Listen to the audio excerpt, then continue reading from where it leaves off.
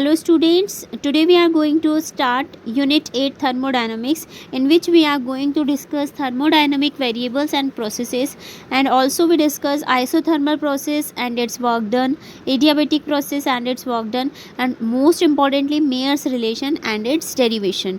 Okay बेटा students, आज हम लोग समझेंगे unit 8 thermodynamics of class 11th। Thermo मतलब क्या होता है बेटा? हीट।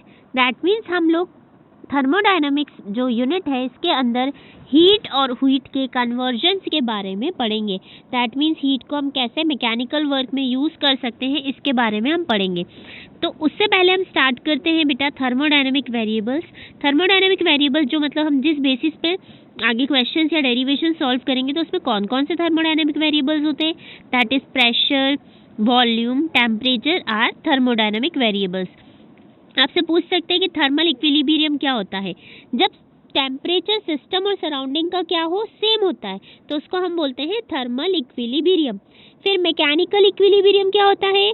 जब net force overall on the system is zero then it is mechanical equilibrium. मतलब आपका जो नेट फोर्स आया है पूरा ओवरऑल सिस्टम पे वर्क डन करने पे वो क्या आया है?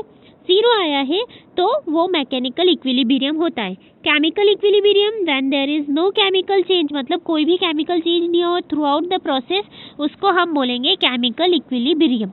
Thermodynamic equilibrium when the body is in thermal equilibrium and mechanical equilibrium then it is thermodynamic equilibrium. इसका मतलब है कि अगर बॉडी थर्मल इक्विलिब्रियम में भी है और मैकेनिकल इक्विलिब्रियम में भी है तो उसको हम बोलेंगे thermodynamic equilibrium. Now the most important बेटा, PV equals to NRT. Chemistry में भी आप लोगों ने सुना होगा कि PV इक्वल्स टू एनआरटी क्या होती है? Ideal gas equation. PV equals to NRT, number of moles होते हैं। अगर हम n की वैल्यू 1 कर देंगे तो PV किसके इक्वल हो जाएगा? RT के, और P इनवर्सली प्रोपोर्शनल हो जाएगा 1/V। दैट मीन्स वॉल्यूम ज़्यादा तो प्रेशर कम।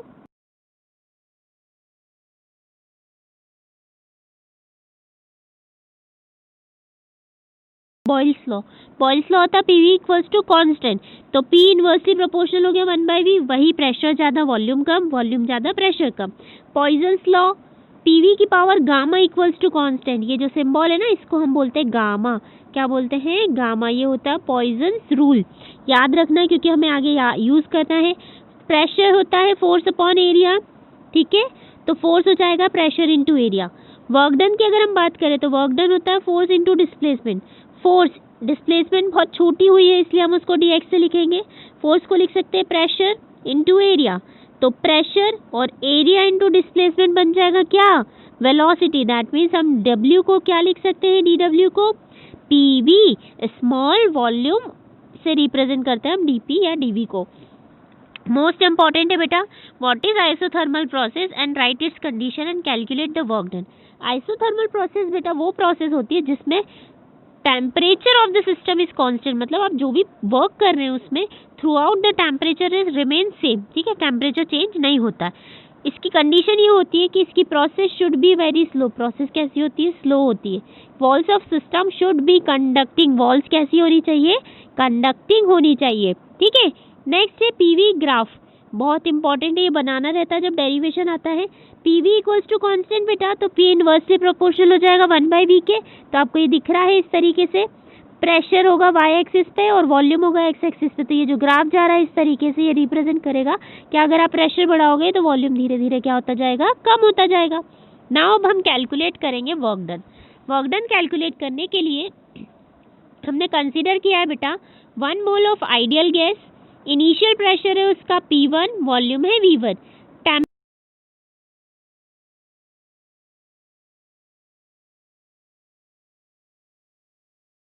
पहले तो कोई टेम्परेचर ही नहीं था, तो उस कंडीशन में P1 V1, जब टेम्परेचर T हुआ तो P2 V2।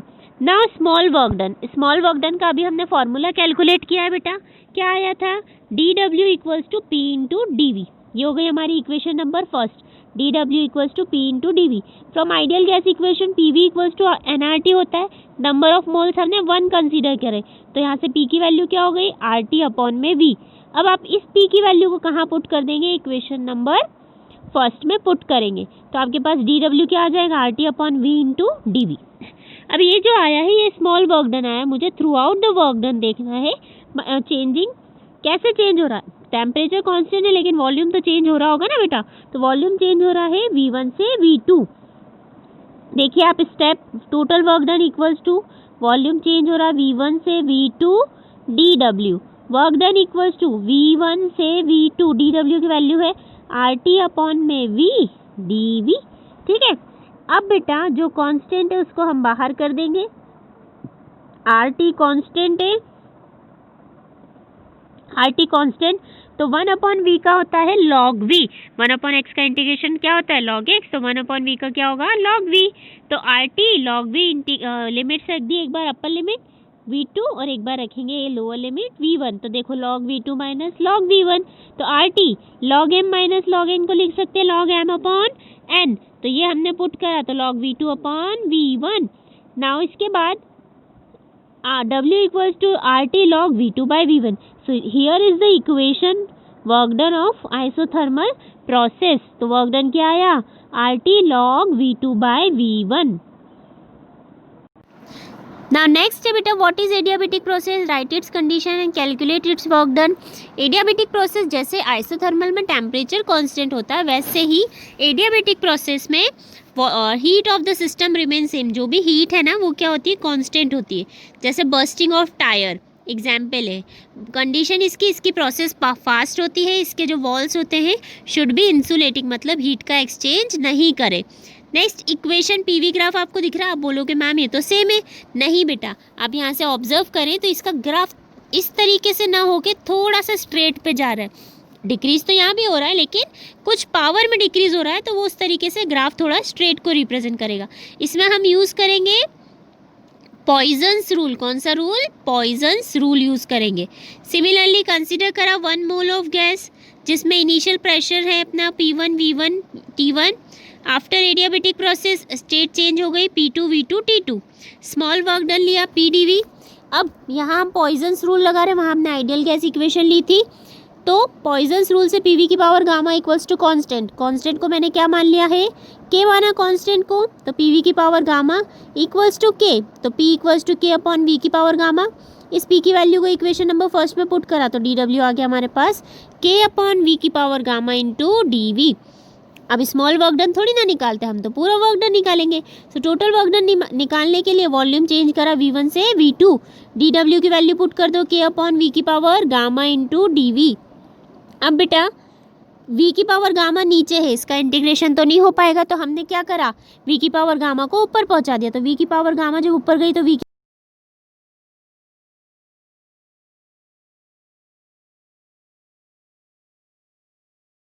तो similarly minus gamma plus 1 upon minus gamma plus 1।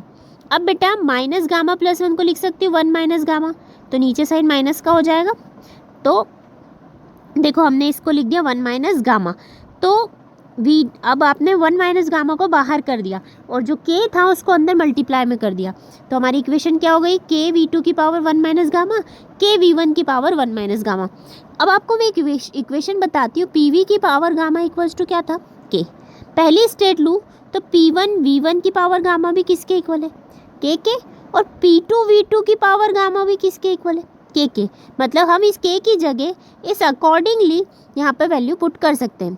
तो देखिए हमने नेक्स्ट स्टेप में वही किया है बेटा, नेक्स्ट स्टेप में हमने उसकी वैल्यूज़ को पुट कर दिया है। So by putting the value of constant k, तो p2 v2 की पावर गामा और एक ऑलरेडी v2 की पावर 1 माइनस गामा है, p1 v1 की पावर गामा और एक ऑलरेडी v1 की पावर 1 माइनस गामा है। अब मैथ्स में हमने पढ़ा है बेस सेम पावर ऐड, तो देखिए यहाँ पर पावर ऐड हो गई, माइनस गामा से प्लस गामा कैंसिल, इधर भी गामा से गामा कैंसिल, क्या बचा p2 v2 p1 v1, सो 1 upon 1 minus gamma p2 v2 minus p1 v1। अब हमें आइडियल गैस इक्वेशन पता है pv equals to R T, temperature change हो रहा है लेकिन आर तो कांस्टेंट है, ये चेंज नहीं होगा, तो हम इसकी जगह p2 v2 की जगह रख देंगे RT2, p1 v1 की जगह रख देंगे RT1, आर कॉमन ले लो तो वर्क डन आ गया हमारे पास, क्या आया work done equals to R upon 1 minus gamma T2 minus T1। तो ये था बेटा एडियाबेटिक का वर्क डन। नाउ नेक्स्ट है what is internal energy. Internal energy जो सिस्टम की होती है वो सम होती है kinetic energy plus internal potential energy. तो internal energy is due to motion of molecules. जो मॉलिक्यूल्स होते हैं जब मोशन में होते हैं तो वो किसके कारण हो रही है, उसके मोशन के कारण होगी इंटरनल काइनेटिक एनर्जी, और डिपेंड करती है टेम्परेचर पे। और internal potential energy due to force of attraction, क्या उनके बीच में कितना फोर्स ऑफ अट्रैक्शन है उसके कारण इंटरनल पोटेंशियल एनर्जी जनरेट होती है। ठीक है, नाउ आइडियल गैस के लिए इंटरनल एनर्जी होती है बेटा zero. First law of thermodynamics और उसकी लिमिटेशन बतानी जो कि इंपॉर्टेंट चीज़ है। According to first law of thermodynamic whatever be the heat given to the system, मतलब आप सिस्टम को कोई सी भी हीट दो वो यूटिलाइज दो तरीके से होगी। पहली तो इंक्रीज करेगी इंटरनल एनर्जी को, और दूसरी कुछ काम करने में वो यूज़ होगी। सो देखिए क्या बोल रहा है थर्मोडायनामिक का फर्स्ट लॉ कि जो भी आप हीट सिस्टम को देंगे वो दो तरीके से यूटिलाइज होगी, एक तो इंटरनल एनर्जी को इंक्रीज करने में और दूसरी सिस्टम पे काम करने में। ठीक,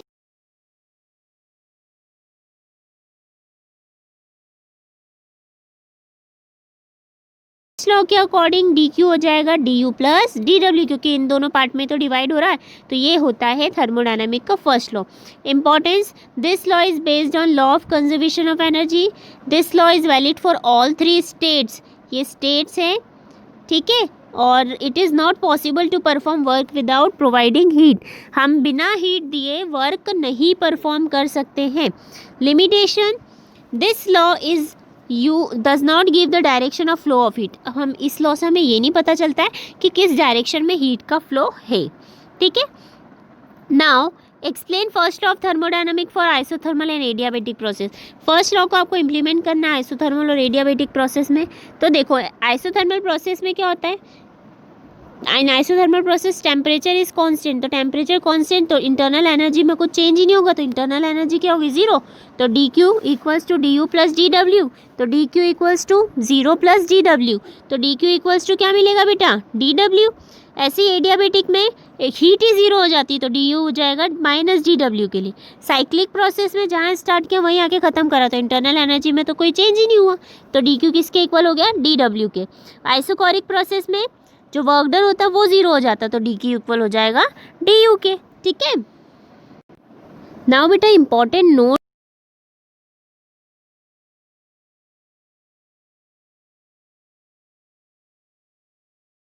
molar specific heat at constant pressure, तो इसको हम बोलेंगे सीपी से। मेयर्स रिलेशन होता है CP minus CV equal to R, ये आपसे पूछेंगे ऑब्जेक्टिव में तो आपको पता होना चाहिए। और अगर आपने कांस्टेंट वॉल्यूम पे हीट दिया है टू चेंज इन टेम्परेचर, तो जो डी क्यू होगा वो हो जाएगा सी वी डी टी, जो हीट का फॉर्मूला होगा ना वो क्या होगा सी वी डी टी। और अगर कांस्टेंट प्रेशर पे दिया है तो D Q equals to C P D T. बेटा ये सारी चीज़ें आपको यूज़ होंगी आगे, इसलिए आपको नोट में लिखवाई गई है।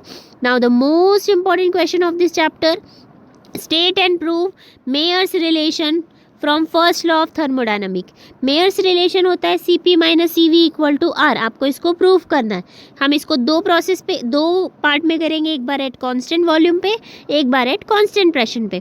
आपने 1 मोल को कंसीडर किया है, अब आप उसके टेम्परेचर को बढ़ाओगे dt से दो तरीके से, एक बार एट कांस्टेंट वॉल्यूम पे, कांस्टेंट वॉल्यूम पे आपने dq हीट दिया तो dq का फॉर्मूला हो गया cvdt, cv हो गया molar specific heat, work done होता है pdv। क्या हो रहा है बेटा, जो कांस्टेंट वॉल्यूम है वॉल्यूम कांस्टेंट कर दिया मतलब कोई चेंज ही नहीं हो रहा, change in volume zero, pressure is also zero, तो यहाँ पे डी डब्ल्यू कितना हो गया zero. Now according to first law of thermodynamic D Q होता है D U plus D W, तो डी क्यू की वैल्यू है सी वी डी टी, हमने ऊपर लिखी थी इक्वेशन फर्स्ट में, डी डब्ल्यू हमने जीरो प्रूफ किया, तो डी यू यहाँ से क्या हो गया C V D T. Now D U की वैल्यू हो गई सी वी डी टी, हो गई equation number 2।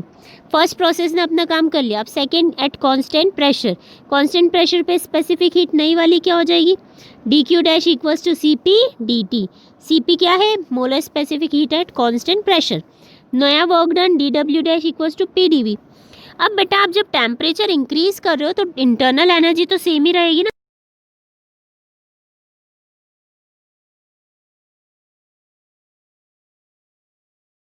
sorry dw dash equals to pdv, so change in internal energy is same as in first case, मतलब du dash equals to du, तो du dash की value कितनी थी cv dt, तो यहाँ पर भी आ जाएगी du dash cv dt। First law of thermodynamic apply किया तो तो D Q dash equals to D U dash plus D W dash. D Q dash की जगह रख दिया हमने C P D T, D U dash की जगह हमने रख दिया सी वी डी टी, और डी डब्ल्यू डैश की जगह रख दिया हमने पी डी वी। आप पूछोगे कि मैडम कांस्टेंट प्रेशर है तो ये भी तो जीरो होना चाहिए वर्क डन। कांस्टेंट प्रेशर है लेकिन वॉल्यूम तो चेंज हो रहा है ना, तो यहाँ पे volume change in volume zero नहीं है तो प्रेशर जीरो नहीं होगा।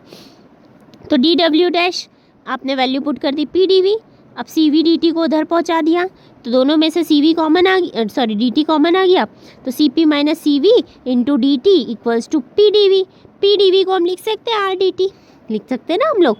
तो डी टी से डी टी कैंसिल, तो हमें क्या मिला C P minus C V equal to R. ये होता है Mayer's relation which is very important in thermodynamics. So बेटा हमने क्या करा आज के टॉपिक्स में, हमने समझा कि थर्मोडायनामिक्स यूनिट क्या होती है, इसके अंदर वेरिएबल्स क्या क्या होते हैं, इसके अंदर हम किन किन फार्मूलेज का यूज़ करते हैं, थर्मोडायनामिक प्रोसेसेस क्या होती है, आइसोथर्मल प्रोसेस, एडियाबैटिक प्रोसेस का वर्क डन समझा, उसके बाद हमने इंटरनल एनर्जी, थर्मोडायनामिक का फर्स्ट लॉ समझा, एंड मोस्ट इंपॉर्टेंटली हमने C P minus C V that is Mayer's relation का डेरिवेशन प्रूफ किया है। थैंक यू बेटा।